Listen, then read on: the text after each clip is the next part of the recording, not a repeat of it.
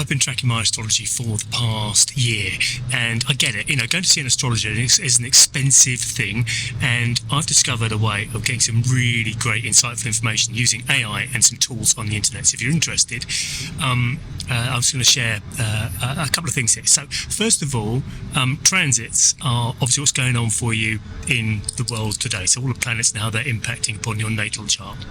Then you've got what's called a secondary progression, and that's basically how you're growing inside. So as you're going through this process, what you're learning through it, how you're becoming bigger and better. Solar arc.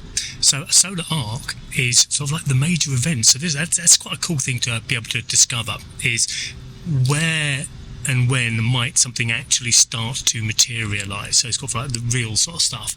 And then there's midpoints, and midpoints are kind of like a link between your personality and your life, and sort of like combining them as to sort of like hotspots that are going on in your world. And you can take all this stuff and actually look at it from your own perspective. And I found it unbelievably interesting. So I'm going to just quickly share a couple of things. So I was mentioning earlier about how sort of looking at all of this stuff can really highlight stuff that's going on in your world, or perhaps it can help you to see a pattern before you get there so you can prepare for it. And that's what I think is so cool about this. Let me just share this with you.